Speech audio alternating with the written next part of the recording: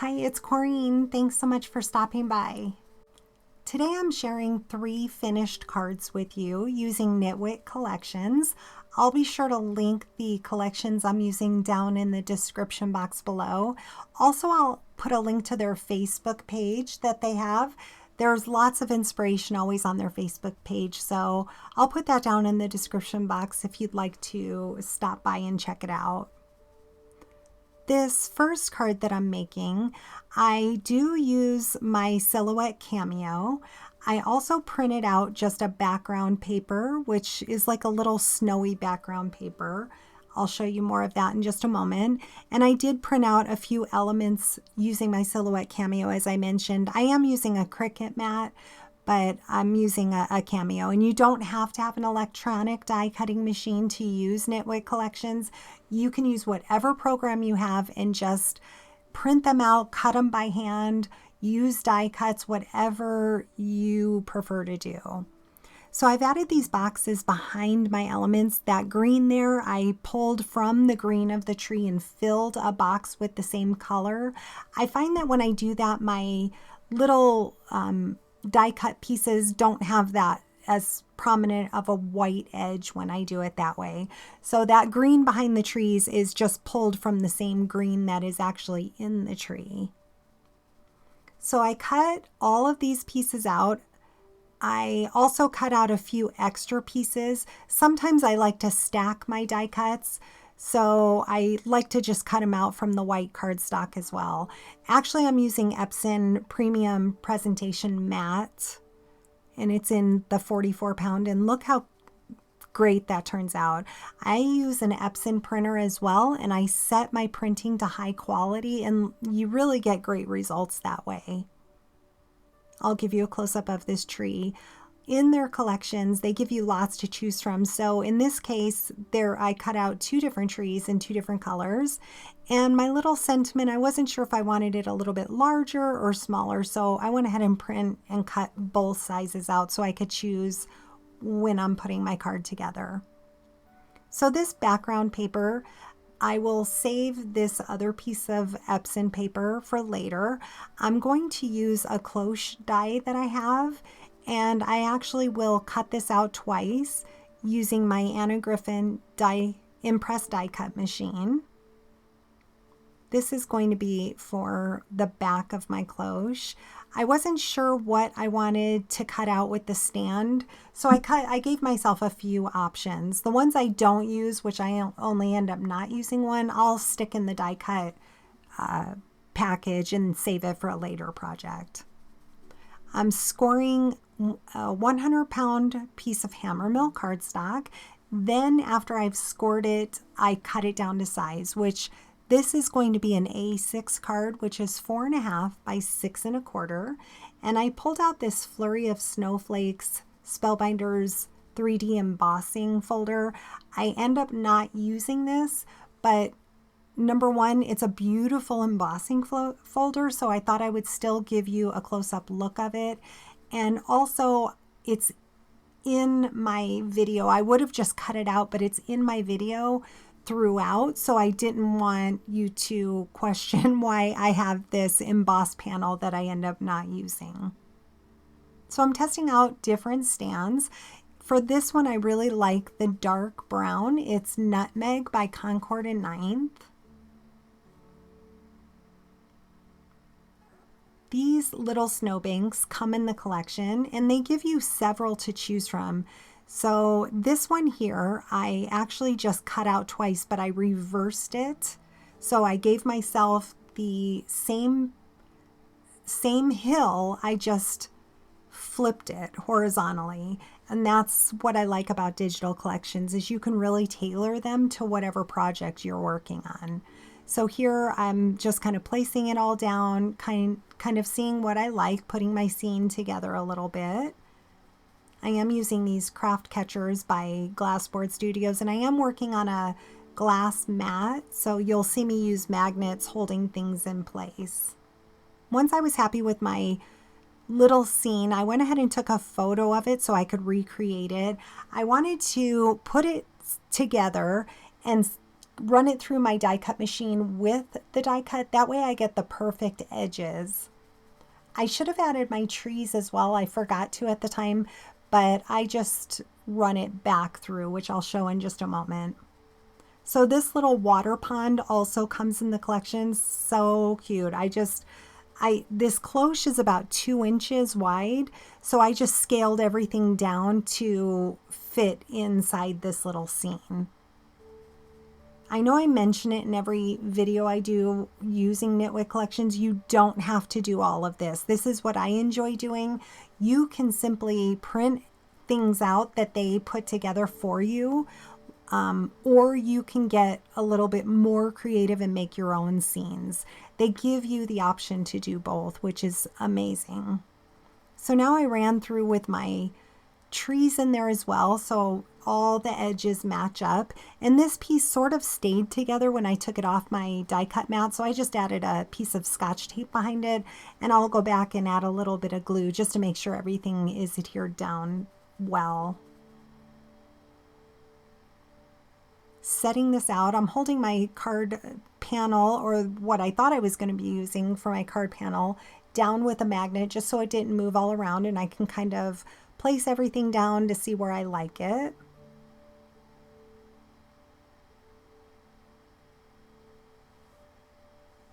I'm going to add a little bit of glue around the edges. I didn't want to put a lot of glue in there because I knew I was going to be tucking trees in there. And look at how cute these trees are. I love the whimsical feel. They have the little snow caps on the top. Now I'm going to place my pond. This is going to be the ice pond that my bear will be skating on. And now the tree lines up perfectly to the edge of my die. I'm just sticking a little bit of wet glue behind that, adhering that down. And being that I have the 3 different snowbanks, I tuck the trees behind different ones so you can see a little bit of dimension in my scene. So for my bear, as I mentioned earlier, I'm using Epson paper, so it is a little on the thinner side. For him, I wanted to glue to another piece that I had cut out from the same paper, and I'm going to adhere him down. His feet were sitting on like 3 different layers of that paper, so I went ahead and put a low profile pop dot behind his head. This way everything lays down perfectly level.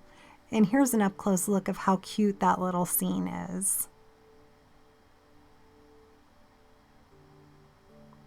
So once I was happy with that, I'm going to glue that to my stand. It also comes with that little star on top, which I'll add in a moment. I also pulled out a Spellbinders die, which gives me some branches, and I used different colors of green that matched perfectly with this little scene. I used avocado and artichoke from Concord and Ninth, along with some vellum to give it just a little bit of a softer look. So I'm just putting that under a magnet, letting that adhere.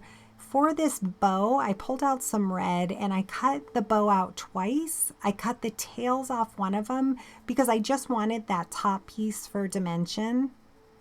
So I'm adding some foam dots behind that top piece. I'll add a little bit of wet glue to the center, and then I'll use my reverse tweezers to kind of hold that in place, set that aside, and give that a little time to dry while I work on the rest of it. So now I'm just kind of placing things down, deciding what I like. Some of them, the branches were a little too long for the size cloche that I was working with, so I just tore them, made them a little bit shorter. I'll go back and do that with the vellum as well. And shortly after this is when I changed my mind about the background. I thought I wanted it on a white background, but after I sat there and looked at it a little bit, I decided I wanted a darker background. So I simply printed out a piece of the pattern paper from the collection. I love that so much, that you have so many options. So I decided for a darker piece of a snowy looking background. So I very carefully peeled it off, and luckily it did not ruin it one bit. As I mentioned previous, I'm using Epson paper. I will have a video coming up soon that will go into much more detail about what I choose. But basically you want to match your paper to your printer. The settings you want to use as high, and you'll get great images from Nitwit Collections. After I was happy with that little cluster, I went ahead and glued my bow down, and that kind of hides where all those pieces come in. And again, the bow is dimensional because I have the pop dots right behind it. This is when I was looking at it, decided I didn't like it. Carefully pulled that off, and I'll save that embossed piece for something in the future.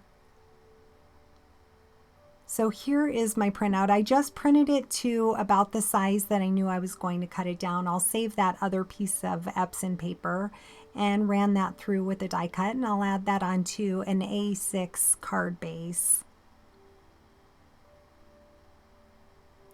I did pull out some glitter cardstock. I'm adding 3 little glittered stars and these little circles. I have several different sizes of circles. It's from the Prima Confetti Circles die. I love using those just to kind of mimic snow, being that this is a winter card. So the 2 cards that I'm making today are birthday cards. These are going to 2 family members that have birthdays coming up in January. So I will finish the inside with a birthday sentiment. But for the outside, I'm just gluing down these little circles, adding a few in the cloche itself. Having a jewel picker and a fine tip glue bottle really helps. So behind my card panel, I wanted to add a little bit of dimension to it. So I cut down 2 pieces of thick cardstock, 120-pound cardstock, to a little bit smaller than my card panel. And using some Beacon Fabri-Tac, I will glue that down, give that a minute to dry. Again, holding it down with magnets while it dries. And I'm going back and adding a red star to the top of that, just to tie in that red at the bottom. So now I'll hold my card panel down with a magnet, again using the same glue. I will just adhere that down to the front, trying to center it as best as I can. Off screen, I was also making another card, but it's the same process, so I didn't film the entire thing. But for this card, I used another cute little guy that comes in the collection. And this card base is a little bit smaller. It's 3 3/4 by 5.5. I do glue that with a white mat, but I changed my mind in the end with that. But as you can see, I made the scene a little bit different. I put the trees together, but he is skating on the pond as well. And behind the little sentiment that does come in the collection, I cut out another piece of cardstock behind it to give it a little bit of dimension. So just using my reverse tweezers, I was trying to decide where I wanted that to go on my card. Placed it down on the bottom right. Same with this one. I added the winter fun to the front of that as well. And I'm stamping using that same wild berry cardstock that I used for the front panel. For one of the cards, I'm adding a panel to the inside. For the other one, I stamped directly on the inside of the card. I like using my scoreboard when I'm putting a piece that is going to glue directly onto the card base. That way you use that corner to get it right in place. And I am using some double-sided tape and putting that as my entire card front panel. So here's a close-up look. I'll give you a close-up look of a third card here in just a moment. So again, this one does have a little bit of dimension behind the card panel with some extra cardstock. And this little scene turned out so cute. The winter fun is the perfect little sentiment for this birthday card. And I love the little bit of gold glitter that it adds to it. I stamped "Here's to the happiest birthday ever" on the inside. So cute. And this little guy turned out super cute as well. I do have one more card to share with you that I wanted to show you the options that you have.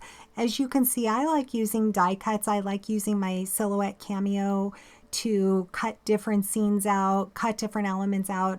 But if you like to just print out the elements that Nitwit gives you or create your own scene, you can do that as well.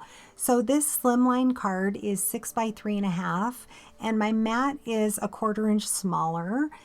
Here it's a completely flat card. I did add a little dimension behind the card panel with 2 pieces of cardstock. But I just put this little scene together and printed it out. And there's no embellishments on the front. There's nothing die cut. It was one piece cut out, glued onto the card base. These little clouds that I show here, those are actually from a different collection. They're from Peppermint Lane Village. And same with the warm hugs. That's from Gnome Valentine. So you can mix and match your different collections that you have. The warm hugs I filled in with that color in the beaver's tail, so it all coordinated well together. And I added a couple of the other little elements, added a few more trees. And again, this is a completely flat card besides the little dimension that I popped up behind it. So I hope this gives you options to see that how you can use this digital collection in many different ways. Thank you so much for stopping by. I hope you consider subscribing to my channel, giving this video a thumbs up, and check the description box for all the links to the collections that I used. If you have any questions, please leave them in the comments. I'll be sure to respond back to you. Thanks so much for watching, and I hope you have a great day.